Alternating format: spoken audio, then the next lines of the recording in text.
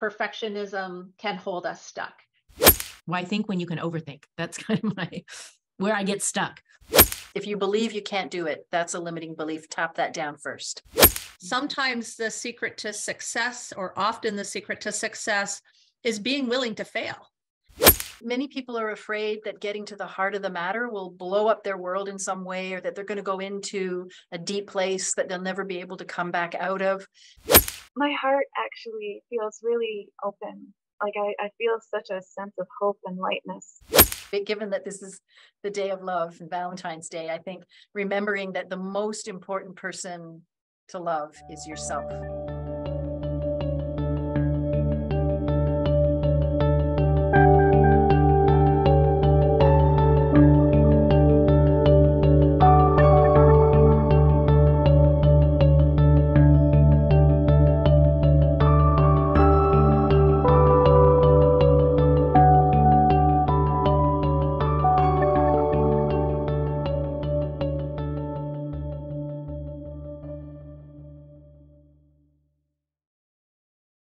Hello, and welcome to the Susan Squared podcast. I'm Susan Bushell, energy therapist. And I'm Susan Van Klink, executive coach. And this is our podcast on navigating life shifts and consciously creating the change that you want to see in your life. We're so glad that you could join us. Let's get started. Well, thank you to everyone who chose to join us today. This is such a big topic, and we could really see it in the numbers everyone completed as they were registering to join us today. We have about 40% of registered participants are struggling with being stuck in their finances. And just close second to that at 38% are people that are stuck in their jobs or knowing what they want to do in their career or where to take their career. And then in a tie for third, we have both health and body weight issues. So those are the top four reasons people are expressing about being stuck.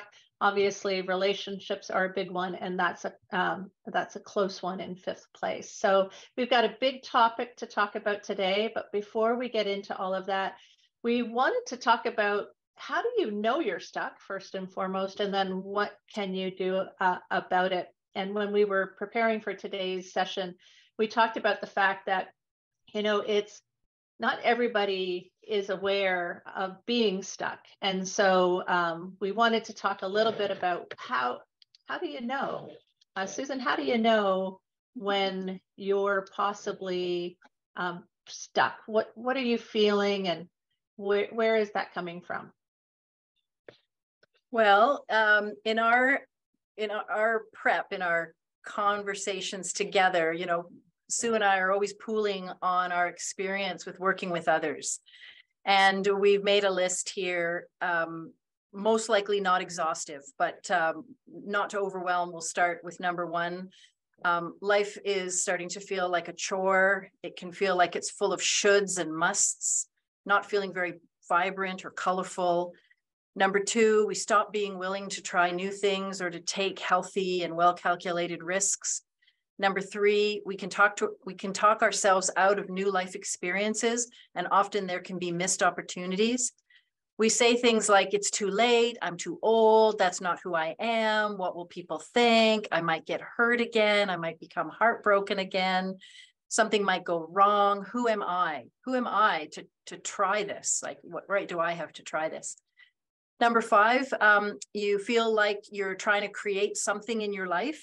So you're trying to create better health, healthier relationships, better job satisfaction, more money, more savings, but you can't seem to get out of a rut, and you're in a repetitive behavior pattern, or even like a repetitive sabotage pattern that, or that you have a certain values-based attribution to the behavior.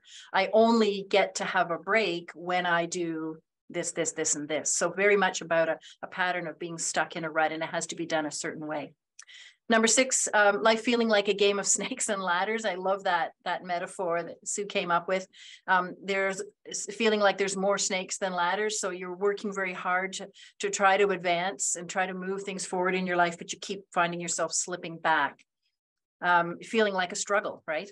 Number 7, everything I've tried hasn't worked, and I'm out of ideas for what to try next, especially in my health or in my weight or in my finances, in my career, my relationships. And obviously we can be stuck in other areas, but those tend to be the primary ones.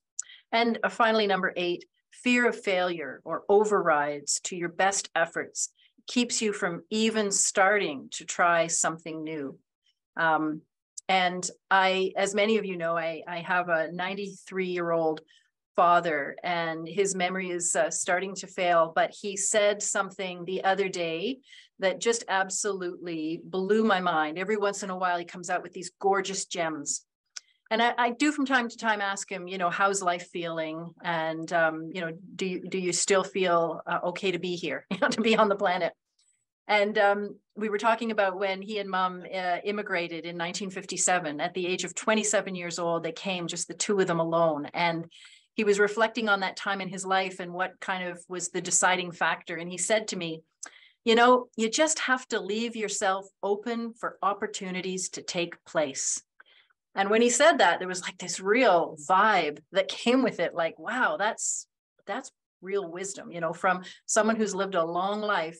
At that point of life shift, definite life shift of leaving the home country and coming on their own. And it's like, wow, you just really have to leave yourself open for opportunities to take place. That sometimes it's not even necessarily that something out there has to change or happen, but are you open? Are you allowing? Have you offered permission? Is your energy open to noticing an opportunity and that it's got permission to take place? So I love that. And I love that came up this week as we were preparing for this podcast. So I thought I'd share that. I love that too. And, we were talking about what kept me stuck from really, honestly, from leaving my corporate executive job and moving into something that was a better fit for me in this age and stage of life that I'm in. And certainly some of the last ones that you mentioned were high on my list, right? So it had to do with, certainly for me, a fear of failure. And it was something actually a little bit different than a fear of failure, which was I had a vision for, I could only see it as perfect. I couldn't figure out how to do it as incremental steps along a path in a journey. And as your dad said, just be open to where the journey might take me. I always went from 0 to 60 and couldn't figure out how to get to 60. And that just felt like too big of a leap, too big of a jump. And instead of just starting and working my way along the path, I ended up having to take a, sort of just step back from it altogether. There were too many what ifs and perfectionism issues that were coming in to my thinking that was definitely holding me stuck and holding me back. So we're going to talk about that a little bit. And I love the quote that you came up with from Brené Brown, who's, I'm a big fan of hers. I know many people follow her. It's that idea where perfectionism exists, shame is always lurking. And I would also say that perfectionism can hold us stuck, right? We may have a feeling that we need to do it perfectly the first time. And, I just started to learn how to curl, and I so want to be Russ Howard. And if anybody follows curling, he's one of Canada's best. And I'm just not. I'm lucky if I get a rock all the way down the ice and into the ring. So, but you have to be okay with it not being perfect, especially later in your career when you've gotten really good at certain things and you're used to a level of expertise. Not having that expertise can hold you back. So we're going to talk a little bit about, sort of like, how do you know what's keeping you stuck, what's behind why you're stuck, and how you might be able to work your way through and out of that position. And one of the things I would say is we tend to learn through life goods and bads and really bring value judgments to certain things, and then start to pull back from things out of fear, or, sort of, and certainly fear came up a lot when we were talking about, sort of what keeps you stuck. So if we just think about the very first step, Susan, and how you even start to get your arms around, some, obviously many of the people who have joined us on the podcast today know why they're stuck, or have a sense of like how they're stuck. Maybe they don't know why, and maybe they don't know what to do about it. But what's the very first thing that you do when you think about, okay, like I'm stuck, now what? What do I do? Yeah. It goes back to those 4 steps that we did. I believe it was episode 1. Yeah. And this is like another version of that, but just, I think the very first piece is giving yourself permission to know. So even though there may be a little bit of fear of the unknown, or, I'd rather just pretend like this isn't here. I'm just going to shove this under the rug a little bit longer. I really don't want to deal with it. I'm worried that it might be big. What if it's really big? What if it's deeper than I thought it was? Like just letting go of that. Or if you're a tapper, I hope you are becoming a tapper by watching these episodes. Just tap down those places where we disallow ourselves to know what's going on with ourselves. And instead, and maybe it takes a little bit of courage or bravery, perhaps in the beginning, but you quickly you shift into that place of curiosity. I love the wonder word. I wonder what's behind this. What's behind my stuckness? So definitely exploring permission, consciously giving yourself permission, not just in your mind. That's important. Conscious permission is important, but also in your body as well. So looking at, do I feel safe to know? And ask your body, not just your head, but your body. Does my body feel safe to know what's behind this? And if not, why? What's going on? Why do what's behind that? And also, many people are afraid that getting to the heart of the matter will blow up their world in some way, or that they're going to go into a deep place that they'll never be able to come back out of. Not necessarily so. So kind of address this absolute thinking that something might go wrong, and try to see it more of as an adventure, an exploration. You're getting curious. You're finally kind of lifting up the corner of the rug and getting the vacuum in under there for the biddies. Really. And I would agree, Susan. One of the things that I see a lot of is this fear that making a change will destabilize something in such a way that it all comes crashing down. And we see a lot of that, sort of runaway thinking, or the absolute thinking, right? This will be, this will be a terrible thing, or this will be a great thing.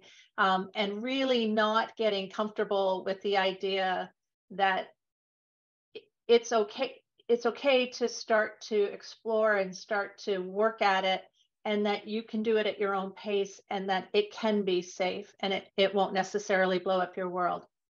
So one of the things that we wanted to talk about as we were talking about, trusting the body, it's something that some of us, I think, understand, and maybe not everybody who's on the call understands or is comfortable with it, in terms of why do we check in with the body, Susan, and what should we be listening for or feeling for? What is it that the body's going to tell us? If you're looking for self-improvement, or you're looking for self-healing, or you're looking to become more deeply in touch with your core self, right? Your essence, that wise person who's inside of you. It's you have to begin to remember that you have a body that experiences symptoms when life happens. So if you've been told, just off the top of my head, you're never going to be as good at X as your brother or your sister. Let's say, as an example, that comment, and it may have just been one person, one time, one teacher having a rough day, but that moment could be life-changing if you, to a certain degree, a part of you believes that, and your body will have a reaction. You may hold your breath, you may tighten your shoulders, you may tighten your belly, You may have a sinking feeling in your heart. You may tell yourself a belief, I'm never going to measure up, no matter how hard I work or how much help I get, I'm never going to be as good as him or her, right? That has a charge in the body. There's a physical or a number of physical symptoms that pop up. And as you do this work, you may be able to use that symptomology as clues and sort of guideposts, road signs along the way. That if you notice you hold your breath when you think about or feel your, go into your stuckness, that's a little clue, breath holding. So that's maybe freeze, don't move, don't upset anything. It's going to get worse if you move or say or talk or voice something. And so you've learned to kind of, right? That's sort of almost like a startle reflex. You may notice that you feel like there's a weight in your chest, like a sinking feeling in your heart. That's a clue, and it's very valuable. And I'll even go so far as to say it's far more on point than what you're telling yourself in your head, because your head will tell you all kinds of things to kind of keep you away from the discomfort. And we're doing the opposite. We're going to open the door, provide permission, create opportunity for change. And so we go to the body, honor the body, because the body is never going to lie to you. It's never going to try to lead you down the garden path, because its very survival is based on you having less distress in your tissues, right? We talk about the issues in my tissues. So when your body is happier and healthier and clear and symptom-free and calmer and calmer and calmer, it's happy. It's blood pressure's down, heart rate's regulated, just the whole system works better. So working with your body is almost, I'll go so far as to say, more important than working with the mind. And I know that sounds a little bit odd if you're new to tapping, but everybody now in the helping and healing world is talking about somatic techniques, so body-centered techniques. And meditation is a body-centered technique, breath work, Reiki, any kind of hands-on healing, massage therapy. All of these systems are working with the physical body, and then the mental mind will come along. It will follow along. Yeah, and I have recommended to people Gabor Mate's book, When the Body Says No, as a great book if you are experiencing mind-body related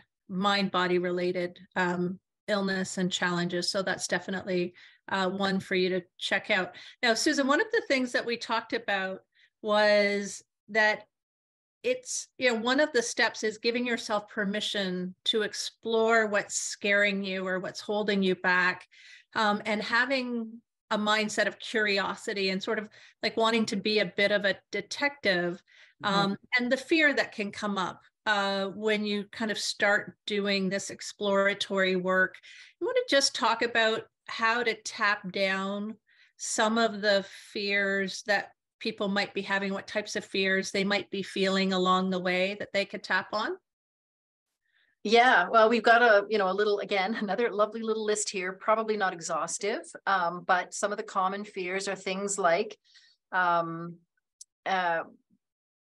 if I end up not belonging, right? What if I get unstuck and then I don't belong? So a good example would be, I really want to drink less alcohol. And I've been working very hard on that, but I keep getting dragged into drinking more than I really want to. I know it's not good for my health. I know I'm a better person when I drink less, etc., for whatever reason. But your social life revolves around going out with friends to the bar, and you've been doing that for years. So that sense of, well, if I give that up or even just dial that down, that behavior, I'm going to not belong anymore to my social group who I really value. So that fear of not belonging. Another one be the fear of the unknown. We've talked about that. Geez, where am I going with this? Where's this going to take me? I really don't know what the end point is. And it takes a little bit of tapping experience to get used to that feeling and actually to feel excited about that feeling of, I really don't know where this is going, but I know I can trust my body to take me to a lighter and lighter place, as long as I'm thorough and robust with my work, with my tapping. Another one might be the fear of change or disruption. Sometimes just, any change is bad change, right? So that if there's that sense of, I can't allow anything to change, I have to keep it all the same. That's usually, again, a reaction to an incident that caused you to go into fight or flight. Fear of getting to know who I really am.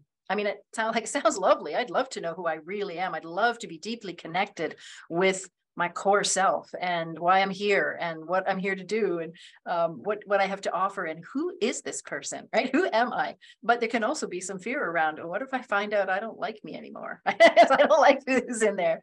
It can seem irrational, but feel very true, very real. Fear of getting my heart broken again, right? So if you're working with relationship issues, working with, I'm afraid to get back out there to start seeing people again, that heartbreak, like, don't downplay that loss of love, or having lost somebody or broken up or divorced or separate can be very, very powerful.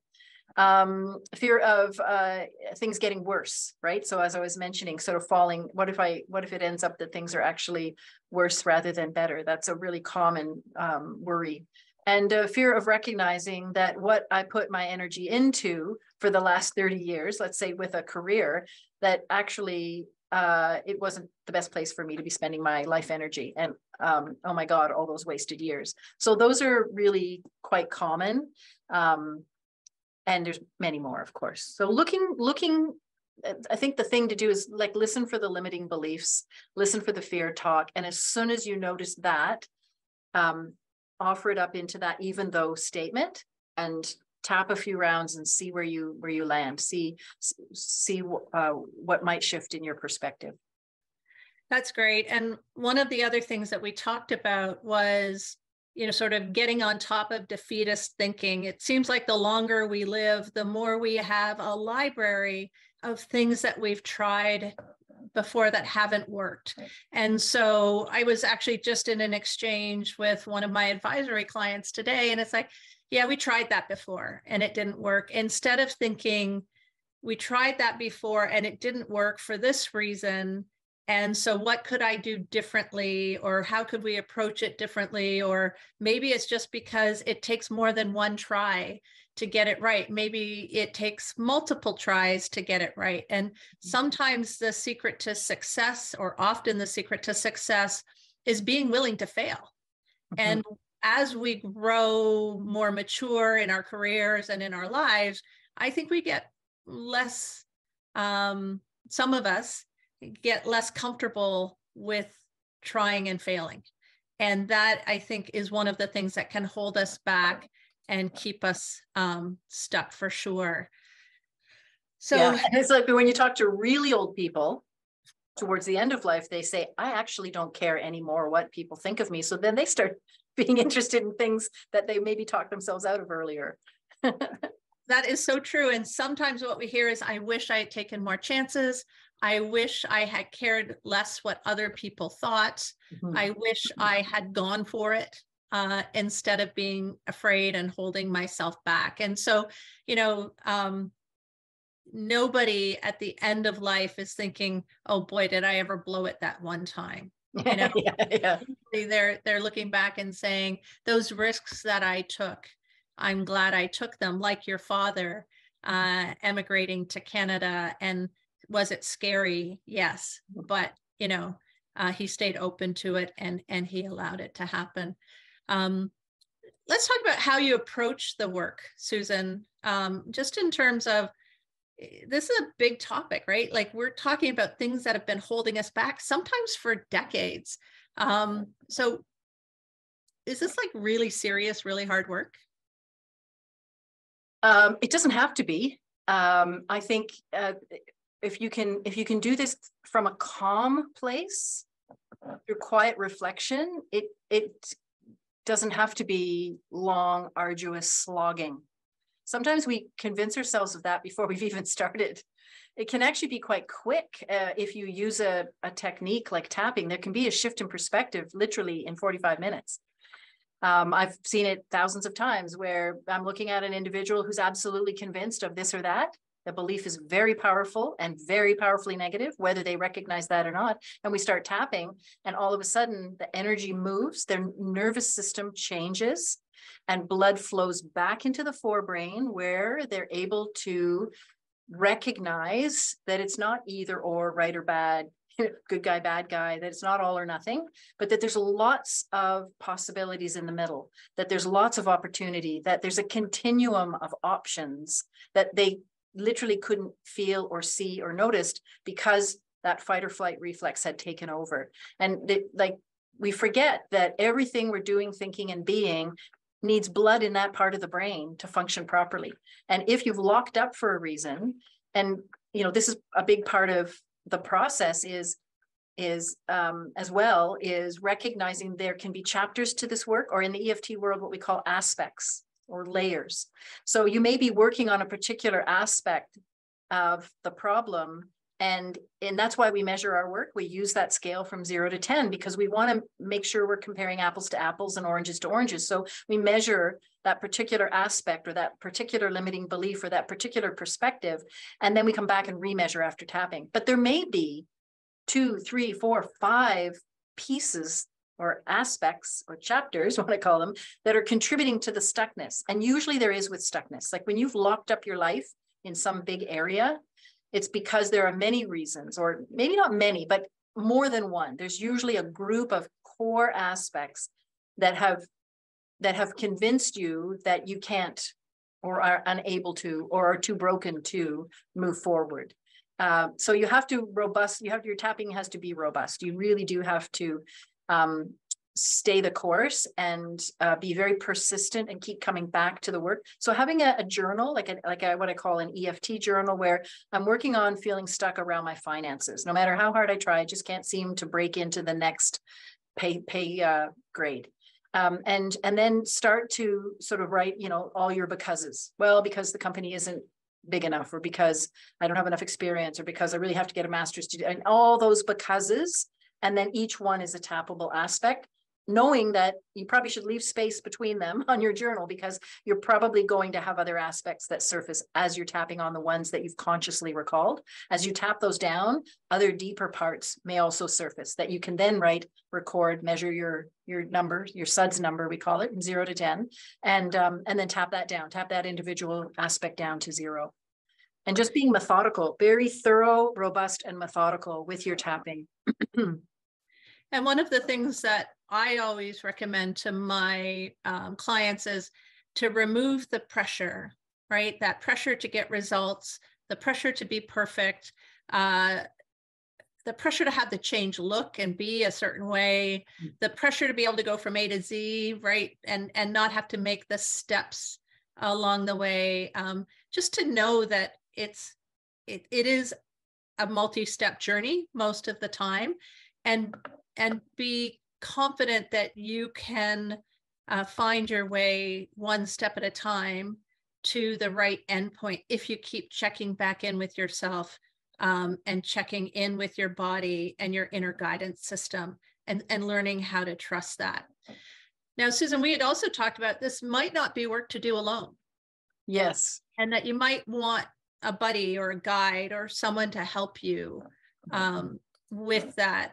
Absolutely. A trusted person who has some skills to be your safety net, right? You want good support. You want a good support network, maybe even a couple of people that you call on when you're noticing that I've been working towards this and it's just not happening. I keep slipping back. They're going to guide you through that process.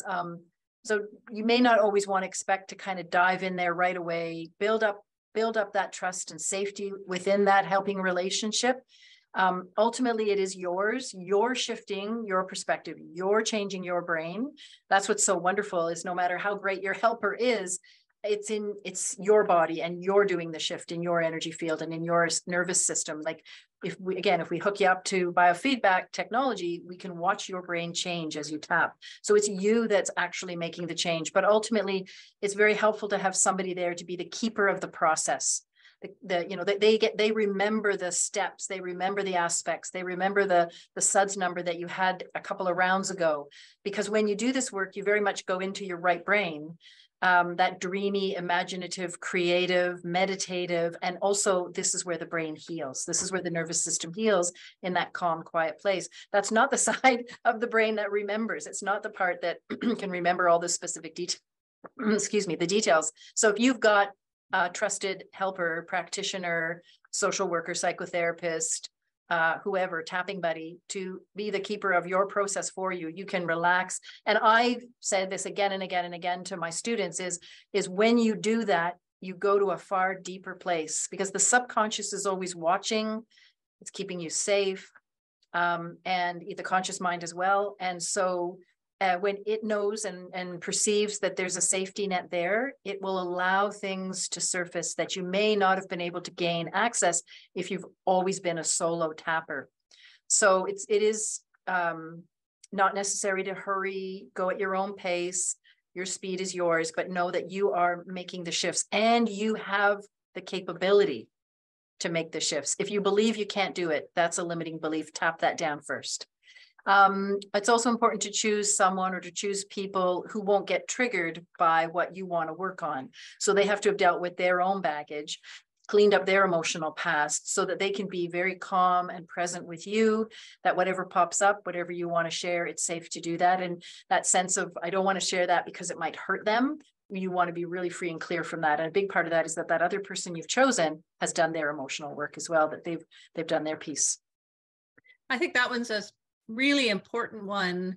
We often turn to friends and colleagues who we hopefully can trust to hold what we're talking to them about in confidence.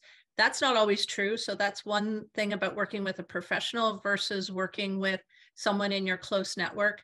The second thing is, I have always been very careful when I have been going through a life shift or trying to create some conscious change in my life, that I choose people who I know will not bring their strong point of view to the table, and try to push me in a certain direction, but will allow me the space to work through it and come to my own conclusion about what's right for me.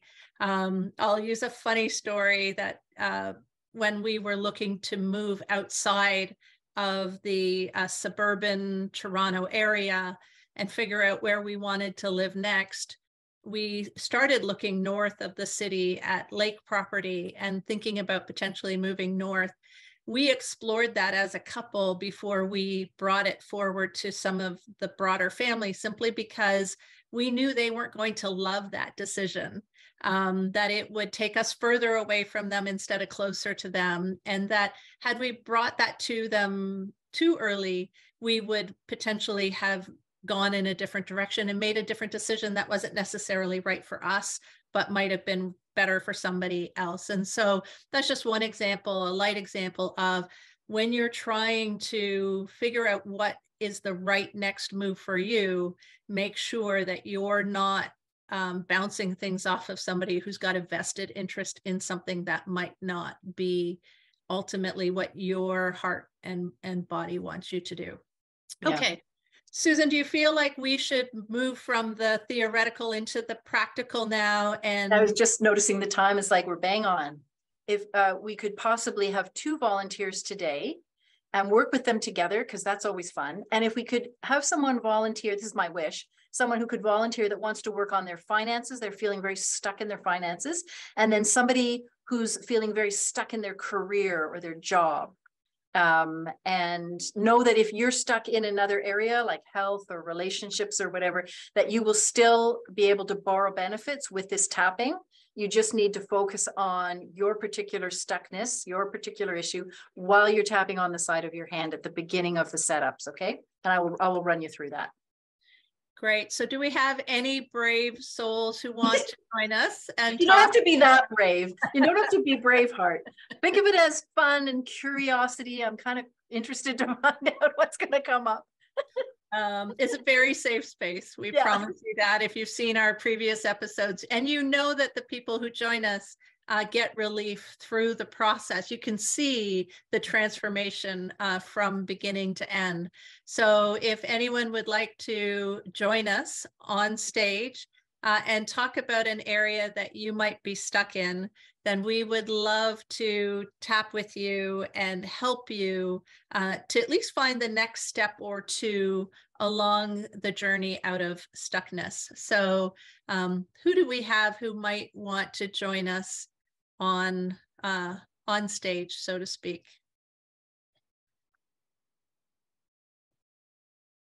They should have the little Jeopardy do do do do.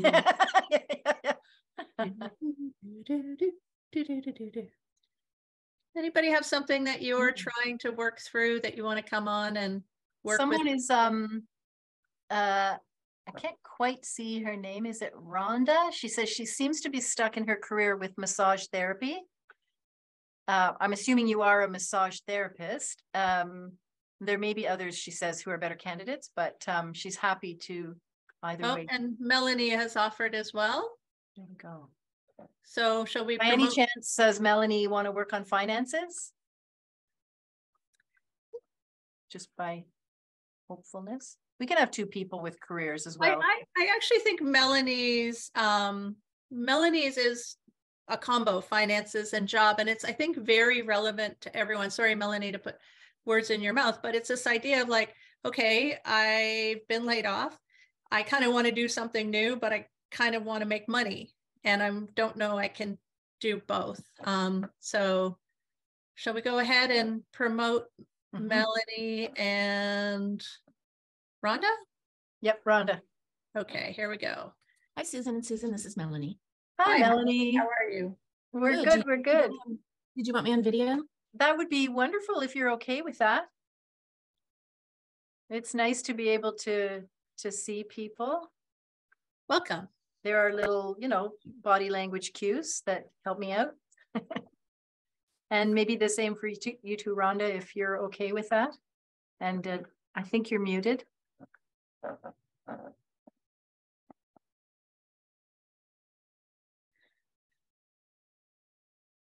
Sorry about that. Oh, it's all right. It takes a minute. The tech takes a minute. Yay! Wonderful. Welcome. Hello, hello, hello. I'm not sure what's happening with my screen, but Wow. Yeah, that's a big wow. Do you want to go out? What do I do? I think maybe you should go out of the podcast and come back in. How's that sound, Susan? Does that make sense? Yeah, I think that maybe if you... I can try my voice. It was like, I was feeling that nervous. Well, we can also do it just with audio. Oh, there you go. There we go. Yay! Hi. Awesome. Oh, darn it. There she goes again. Here I am. I'm wondering about the connection, like where your little cord is plugged into your computer, or where you're plugged into the wall, maybe. Oh, okay. Is that is something a little loose? Yeah, one moment, I'll check on that. So while Rhonda's in tech despair, as I lovingly call it, I just want to kind of set things up. And thank you so much, both of you, for volunteering. We're hoping over time that people become more and more, comfortable with this process and really start to enjoy it. So thank you so much for volunteering. So to get us started, just re-mention a few things that I've mentioned in other episodes. Obviously, we're going to be doing tapping. This is called emotional freedom techniques. It's been around since the early 90s. It is scientifically valid in certain areas like working with anxiety and working with PTSD and depression. It's evidence-based now, and other diagnoses, other issues are coming along very rapidly now. The science is very robust. Lots of, hundreds of articles now published in top tier journals. So even the flagship journal for the American Psychological Association, the Journal of General Psychology, which I believe is over 100 years old. So that's really coming along. And if you're interested in the science of EFT, I'll mention if you go to eftinternational.org on March 18th, they're having their 4th scientific symposium. So in that symposium, you'll be able to hear the top researchers in the world in EFT if you're curious and you want to dive in deeper. And there's also a recording made of that if you can't actually attend live, because it's based in Britain, so there'll be some time differences. So in terms of like emotional safety, you're always responsible for your own well-being. It's very important for you to know that, you know, you don't have to share anything you don't want to share here. This is obviously a public forum. If something feels bigger or deeper than you feel comfortable to share, that's okay. If you want to just, pause it and bring it back to a practitioner, a skilled professional to dive in deeper. But definitely if it feels big, it's not something to be ignored, but something that you do want to address. Having said that, usually we can really take the edge off of it and really deal with a fair bit of it through this tapping that we're going to do today. And also, if a big feeling comes up for you, even if things are settling for the people I'm working with, but you're still a 6, a 7, an 8, a 9, it's really important to keep tapping. So don't pause the work. If we pause, you just keep going. Best to keep your eyes open, especially if it is a higher emotional charge, and keep breathing. Sometimes we're tempted to stop and to kind of curl up.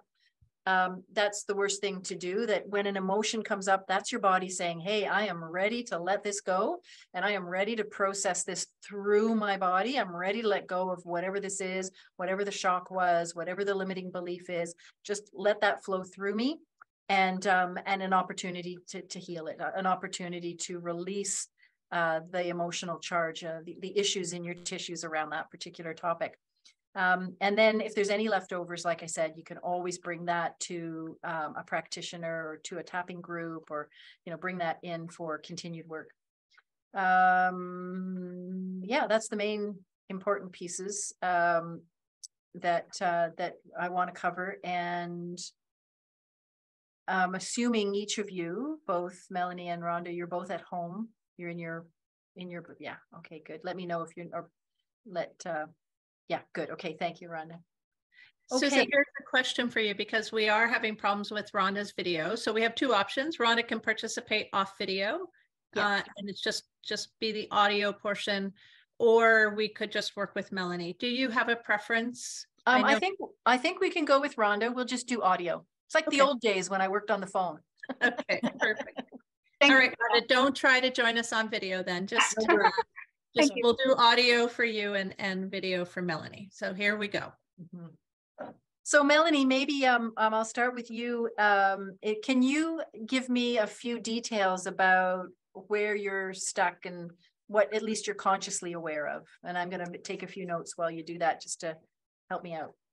Okay. I was part of the tech layoff recently. Mm-hmm. And so the feeling is, you know, jump back into the job market, get back in, get an income, blah, blah, blah, blah. Yeah.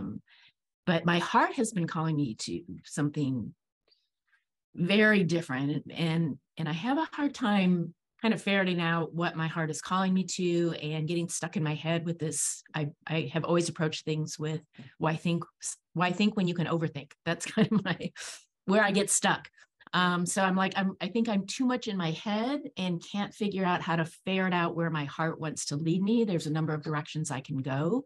And then the pull to jump back into the job market, which I've not been happy in for quite some time. Yes. Isn't it interesting when that happens, right? When there's a layoff, even a layoff that's unexpected, but when you get over that initial shock and you kind of tune in, you go, well, this actually could be a good thing in the long term. This has actually provided me with an opportunity that I've kind of been considering for a while. And sometimes the universe will do that. It'll conspire to point you in, to make a course correction. Let's say that. It's not always completely comfortable because, like you said, there's a lot of pressure to like, okay, we got the hydro bill we got to pay and property taxes are coming. And, it's easy to kind of get lost in that day to day. But in actual fact, how about if I put my own happiness front and center for a moment, for a little while, and see where it takes me? Yeah. Oh, yeah. That's great. Fantastic. So you do have an idea in your heart about where you want to go, but you keep getting all up in your head. Yes. Love it. Love it. Love it. Love it. All right. Rhonda's turn. Thank you so much. Yeah. I've been a massage therapist since 2002. And it was when you said that no one ever thinks like, oh, wow, I blew it because I didn't take that chance. So I took that chance just to talk about this right here, right now. Yay. I love massage, but there's a part of me that feels super limited that I can only help so many people at once, so many people per week. And I've come to the place where I've just really been exhausting my body, and I've been taking all kinds of different courses and everything to offer my clients, and things that are easier on my body, but I just seem to be, it's my go-to. I love to do it. I can override the hurt in my body, but I've kind of hit rock bottom. And right. Did you say you can override your body? I do. It's almost like the tenaciousness in me that wants to help them overrides my own pain. And I know that I can't give from that place anymore. Wow, this is my place. And these things happen when we listen to the body. It will sometimes, do these funny little things, even to our computers. Oh yeah, absolutely. So, and I'm going against what I'm telling them as well. I've become a bit of a hypocrite because, anyways, yes, I'm willing to shift and change and open to new possibilities. I want to be willing to shift and be open, but there's a part of me, a very powerful part, that just really wants to help everybody. I do. Yeah. I definitely. And I have this stirring in me. I know that I'm meant for so much more. And I know that people mostly come to hear what I have to say, not that I'm ripping their tissues apart, so yeah. I love that. I know that I am made for so much more, but I just want to be able to continue to do what I'm doing, just, clone myself in some way or push my body past the point where I really should. Yeah. I often joke and say, I wish that I could be paid for talking, that I could just whatever the special thing is that I have to offer, that I didn't actually have to always be massaging people for them to hear the wisdom that I have. Yeah, and when no, absolutely. When you work with people, when you work with bodies, you get to that point in your career where there's a lot of life wisdoms. I mean, you see these patterns of many, many different people, but you start to see these patterns. You go, yeah, this information is really important. And I'm repeating myself with one person at a time. And I want to be able to allow larger groups of people to be able to hear this information and to share this learning, this wisdom. I mean, like the wisdom of elders, right? This is our version of the wisdom of elders. So and you get to my... Oh, sorry. Go ahead, to allow myself to be seen. And allow yourself to be seen. So is that one of the chapters? One of the aspects is that there's on some level, you're disallowing that. Mm-hmm. Yeah. And would you classify it as a fear? That's a very good question. It makes my head fuzzy, so maybe. Here's a better way. I'm not completely comfortable with being seen because. How would you finish that sentence? Oh, I'm afraid I'll fail. Yeah. Kind of like how my camera was doing that funky thing. Yeah, I love it. Oh, I love it. Yeah. Okay. All right. Are we ready to roll? What I'm going to do is roll all your information in together here. So obviously, don't worry about, if I'm talking about Rhonda, that it's going to mess up Melanie's work, or I'm talking about Melanie's stuff and it's going to mess. That's not the case. Just each and every one of you, even if it's not about what both of these volunteers are talking about and sharing today, you focus in the setup. Don't worry about the tapping points. You can let it go then. But in the setup, you just sort of dwell in what challenges you, what is feeling stuck for you and in your life. And measure your number, like we're going to do with Melanie and Rhonda, so that you have a starting point and you have a measurement tool to know whether you're getting at the issue, whether it's beginning to drop down in terms of its intensity and its validity in your life. Okay. All right. So we're going to call and repeat. So if Melanie and Rhonda, if you can put your audio on. It's helpful for me when people are just repeating what I'm saying. It helps me with my timing and everything.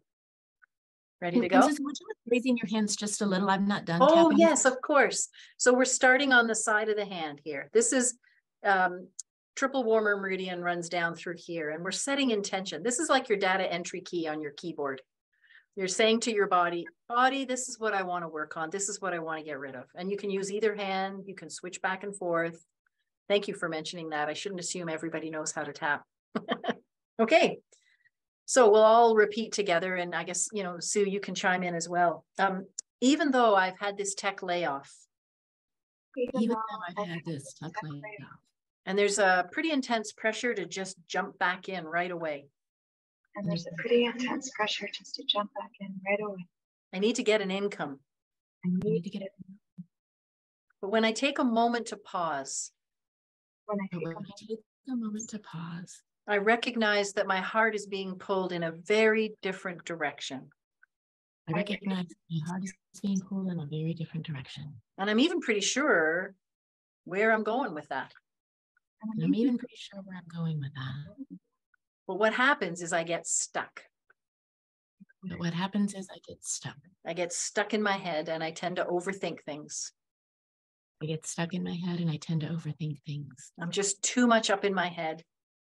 I'm just too much up in my head. And I start telling me there's so many directions I could go. And I start telling me there's so many directions I could go. And there's this pressure to just jump back into the first thing that comes up. And there's this pressure to jump into the first thing that comes up. But the truth is, I really do want to follow my heart at this point. The truth is, I really do want to follow my heart this time. Mm-hmm. And I deeply and completely accept exactly how I'm feeling. Accept exactly how I'm feeling. Yeah. And that's a big part of the EFT, the power of EFT, is that acceptance piece, that no matter what I'm dealing with or how uncomfortable it might be, I'm choosing to accept that this is how it feels, right? Start where you are. Even though I've been a massage therapist since 2002. I love massage. I love massage. But I can only help so many people. But I can only help so many people. I can only work with one person at a time. I can only work with one person at a time. But I want to help everybody. And I want to help everybody. It is exhausting my body at this point. It is exhausting my body at this point. I've been taking all these courses.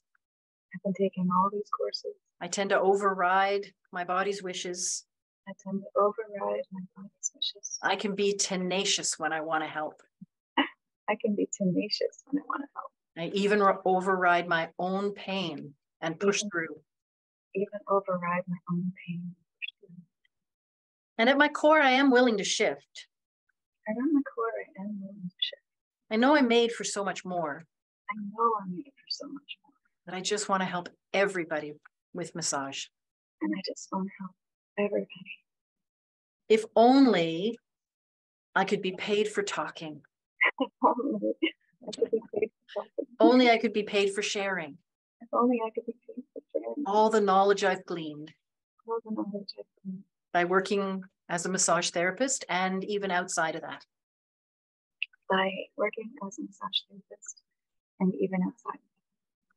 But the truth is, I'm afraid to be seen. I'm afraid to be seen. Afraid to be heard. Afraid to be heard. Even my computer knows that. Even my computer knows that. I'm afraid I'll fail in some way. I'm afraid I'll fail in some way. And I deeply and completely accept exactly how I feel. Accept exactly how I feel. Yeah. So now we'll do a third setup and I'll kind of combine both. Even though there's a lot of pressure to jump back in. The truth is I haven't been happy in that field for a while.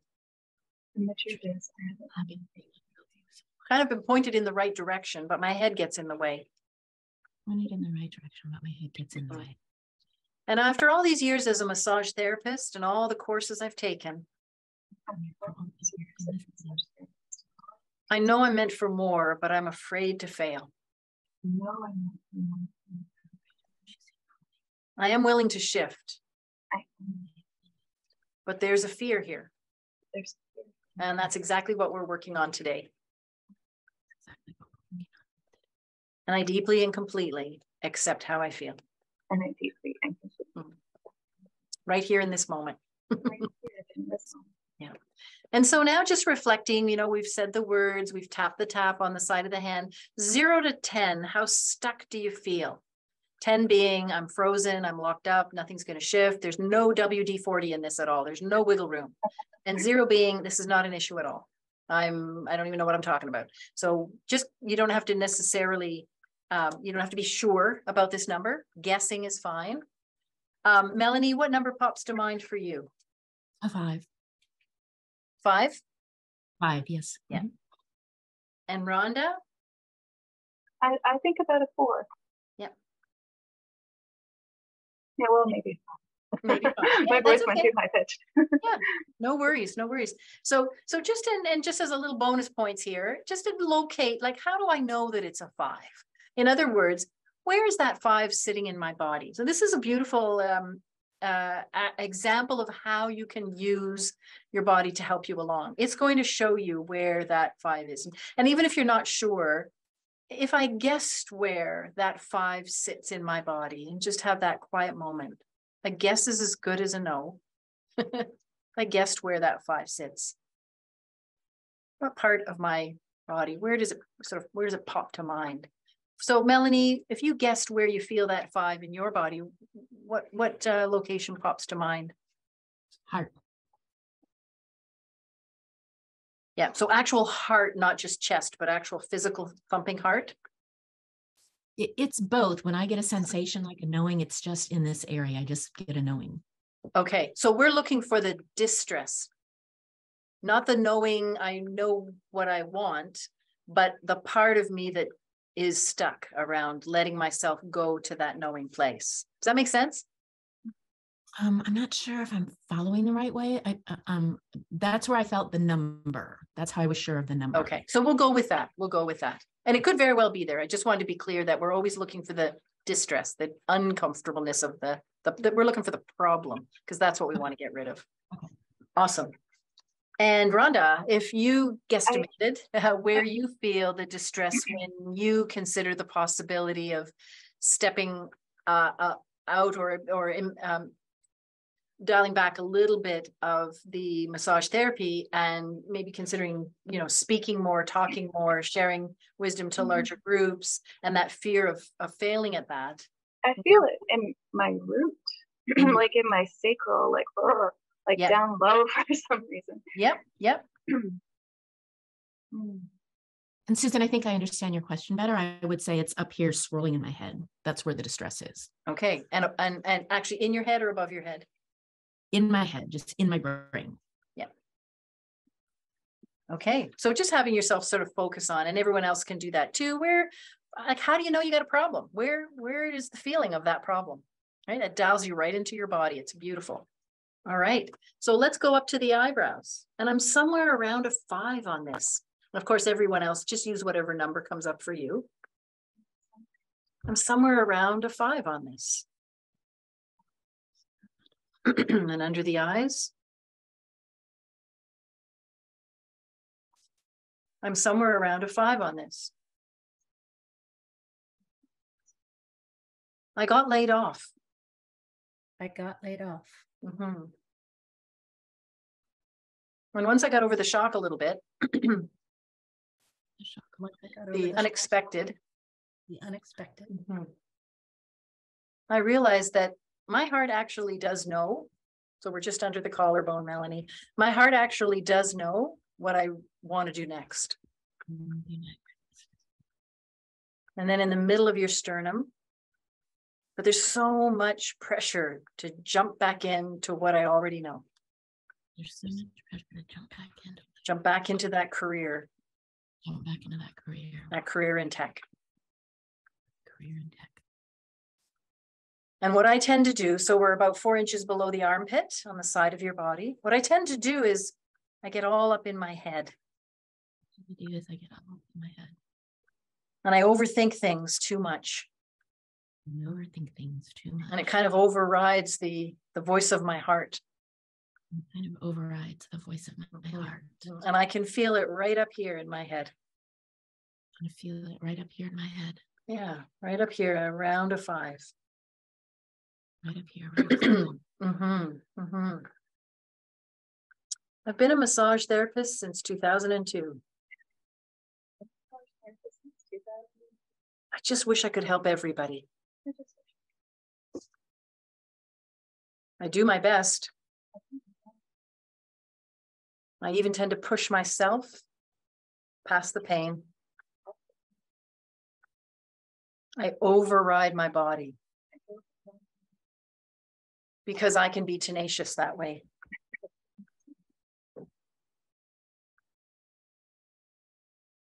The truth is, I know that I'm made for so much more. The truth is, I know I'm made for so much more. And I want to follow my heart. Just wish I could get paid for talking. So we're in the middle of the sternum here. I just wish I could get paid for talking. But I'm not sure that I want to be seen. I'm not sure that I want to be seen. Especially if I'm seen failing. Especially. Even my computer playing up has triggered. Even my computer playing. What if I fail? What if I fail? What if it doesn't work out? What if it doesn't work out? What if people see me fail? What if people see me fail? What if I'm wrong? What if I think I know what I want to do in my heart? What if I think I know what I want to do in my heart? But then it doesn't work out.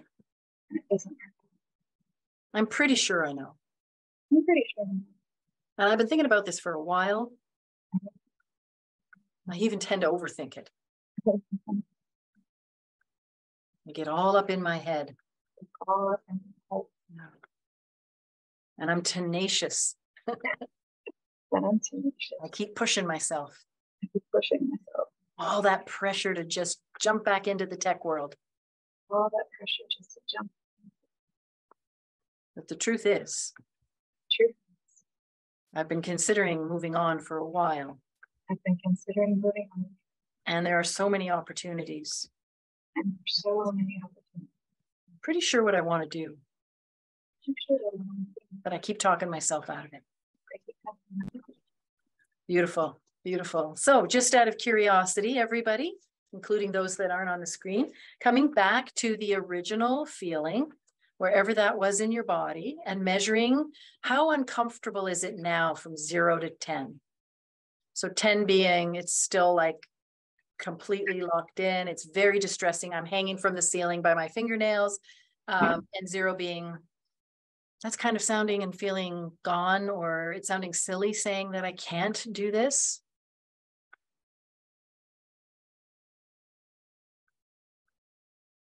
And come back to I can say mine. Again, originally, I'm sorry, I didn't quite understand what you were asking. That's okay. No, it takes a little bit of getting used to focusing on the discomfort. Eh? It's unusual to start there. Was up to 9 or 10. Yeah. And now it's around to 4. Yeah. Beautiful. So just while you're dialed into it, whoops, I'm messing up it was 9 or 10 before, now it's around. So for Melanie, if you guesstimated what the 4 is about, what pops to mind? In other words, what's left? In terms of discomfort, not sure which path to follow. Because if I choose one, it excludes others. Right. Oh, I love that. That's so juicy. If I choose one, it excludes others. So it's the sense of if I choose one, then there's like almost like grief or loss around the opportunities or the possibilities of the other. And what if it turns out one of those others would have been better? Yeah. Yeah. Yeah, it's like a game show. I picked the wrong door. I didn't have a new car. Yeah. I love it. So there's like an indecisiveness. Yes. That's why indecisiveness is there, right? That fear of making the wrong choice, even though it may very well be the right one. That fear of making the mistake, which we mentioned earlier. And Rhonda, and you said it's about a 4, right? That's left. That's still a little uncomfortable, but not crazy uncomfortable. And Rhonda, what would your distress number be now? Your subjective units of distress, we call it the SUD scale. When you consider maybe not even dropping massage therapy, but just shifting how you spend your days with helping others. Just that possibility. And pay attention to that root sacral region in your body when you do that. It seems to have shifted up to my throat. And I see it's about at a 3 now. Yep. Yeah. And that's totally common for the distress to be in more than one place or to shift energetically in the body. It doesn't mean it's running away from you or hiding. It just means there's more than one location that has been affected. And I love that it's your throat, because you're talking about maybe talking, having a voice, sharing your words, sharing your wisdom. So I love it. Maybe there's a bit of a block here. Yes. Can you describe for me what that feeling is like physically in the throat, like the symptomology? It's like it's like a tickle at the very bottom, but it's like a heavy tickle. Yeah. If that makes any sense at all. It does, as long as it makes sense to you and you're dialed in. And it's about a 3. Yeah. Beautiful. But the root pressure is gone now. And the root's gone. So the root is 0. That pressure in the root sacral area is shifted. Good. Okay. Awesome. So again, everyone else, tune into what's left around your particular place where you're stuck in your life. Even though I'm about a 4, even though I have this remaining 4 feeling. Even though I have this remaining 4 feeling. I'm not quite sure which is the best choice for me. Not quite sure which is the best choice for me. And I can still feel it a little bit. I've decided that if I choose one, it excludes the other options. If I choose one, it excludes the other option. Feels like a game show. Feels like a game show. And I'm afraid I might pick the wrong door. I'm afraid I picked the wrong door. Yeah. And it's causing some indecisiveness. And it's causing some indecisiveness. It's hard to jump in when you think you might choose the wrong door. It's hard to jump in when you're afraid you might choose the wrong door. And no wonder I'm overthinking it. No wonder I'm overthinking it. I just really want this to work out. I really want this to work out. I want to make the right choice that makes me happy. I want to make the right choice that makes me happy. Because this is a big life shift, or it might be a big life shift. This could be a big life shift. Getting laid off from tech has provided me with an opportunity. Getting laid off from tech has given me a great opportunity. And I just want to get it right. I just want to get it right. And I deeply and completely accept exactly how I feel about all of this. Accept exactly how I feel about all of this. Even though I'm indecisive. Even though I'm indecisive. And I'm all up in my head about all the options I have. I'm all up in my head about all the options I have. It's okay, I'm working on it. It's okay, I'm working on it. And even though I'm about a 3 in my throat now, feels like a heavy tickle in my throat. Kind of at the back, in the base of my throat.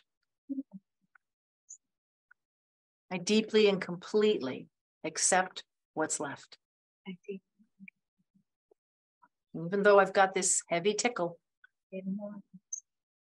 when I consider speaking about what I know and what I've learned from all those years working with people's bodies and all the other learning I've been doing, and I'm afraid to fail. I can feel it right here. Sometimes it helps to even touch the part of the body where it's sitting. So you're really acknowledging to body, hey, I hear you, right there. I deeply and completely accept exactly how this feels. So we're honoring the distress in the body. So I'm afraid to fail at this. Nice deep breath. What if I make the wrong choice? What if it doesn't work out? What if one of the other possibilities ends up being the right choice?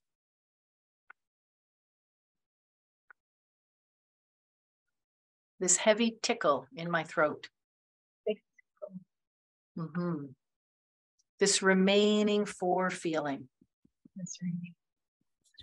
This remaining 3 feeling. Whatever your number is. I'm worried I'm going to pick the wrong door. I'm overthinking it. Overthinking it. I feel indecisive. I feel indecisive. And that's okay, because I am working on it now. And that's okay, because I'm working on it now. I don't want to make the wrong choice. I get it. I don't want to make the wrong choice. I get it. I don't want to put energy and effort in the wrong opportunity. I don't want to put energy and effort in the wrong opportunity. I don't want to try and fail. I don't want to try and fail. I don't want to get it wrong. I don't want to get it wrong. I just want to know unequivocally that this is the right thing. I just want to know unequivocally that this is the right thing. And I'm going to be good at it. And I'm going to be good at it. It's going to fly right out of the gate. It's going to be right. It's going to be right. Yeah. Beautiful. Beautiful. Okay. Now, again, just checking in with the problem, the stuckness. Remember to compare apples to apples. If it's gone to another place, that's okay. But that's, you know, maybe a new setup and another chapter of work. But just coming back to that original, I'm stuck. I've been laid off from tech. I should probably jump back in and just, you know, take that next job in tech. But the truth is, I'm reconsidering at this point in my life. I think this is a life shift moment, and I've got some pretty sure indicators of which way I want to go. However, I am talking myself out of it. I'm indecisive. I'm convinced I'm going to miss all the other opportunities if I choose A. What about B, C, D? What number would you say that distress is at now, Melanie? I would describe it in 2 ways. One, I would say it's before it was like it was tightly compact, swirling around, tightly compact, and now I feel like it's loosened. Like yes, loosened. It's still swirling, but it's loosened. I would say down to a 2. Okay, all right. And okay, so that's cool. And I'll just bump over to Rhonda. Oh, geez. I thought since I was feeling so good, my camera would reflect that. My heart actually feels really open. Like I feel such a sense of hope and lightness, and my root feels good. My throat, there's just a tiny little, like maybe a 1. Yeah, cool. So we are like a dog with a bone. Even if it's a 1 or a 2, we stick to the program. All right. I love it. I love it. So we'll just do a quick little 1 setup and clean up what's left, even though I've still got a 1 or a 2. Even though I've still got a 1 or a 2. It feels more loose and open in my chest, but it's still swirling a little. I'm open, and there's still a little tiny 1 left for Rhonda. Just a little tiny bit in my throat. I deeply and completely accept whatever's left. Whatever's left. That's keeping me stuck. Yeah, we just honor it, right? This remaining 1 or 2 feeling. I'm just going to keep it simple. This remaining 1 or 2 feeling. This remaining 1 or 2 feeling. This remaining 1 or 2 feeling. This remaining 1 or 2 feeling. Yeah. And Melanie, I'll just get you to come up. There you go. Yeah. Just tapping through the sequence here. This remaining 1 or 2, whatever it's about. That last little bit, whatever it's about. The cool thing is that your body and your subconscious knows what it's about, even if your mental mind isn't sure. It's totally, you're speaking to those parts of you that are stuck. They know, and that's the most important thing. Okay, and then we'll just do a quick little floor to ceiling eye roll here to clean up any leftovers. There's a spot in the back of your hand between your last 2 knuckles, either hand, doesn't matter. You're just going to take 3 fingers on the other hand and tap in there gently. And while you do that, we're going to do an eye roll, like a little bit of eye yoga here. So you're just going to roll your eyes across the floor away from you, up the wall across from you, And without wrenching your head back, just looking up at the ceiling and take a deep breath in and hold, but keep tapping. Just for a moment, hold, and then release. That's a lovely way to kind of clean up a 1 or a 2, or a 0.5. Now, know that if anyone out there who's watching still has a higher SUDS number, it's okay. It just means you have a little more to unpackage, a little more to explore. You need to be a little more curious and sort of allow those layers, like peeling the onion, allowing those layers to pop up. But I would like to just quickly check in with Melanie, and it's totally okay if there's still a number there, or if another section has opened up that you're like, oh, there's another piece of the work. That's okay too. I'd say a 1. I'd say there's still just, it's loosened again. It's still not completely gone, but it was totally compact before. Yeah, I love it. I love it.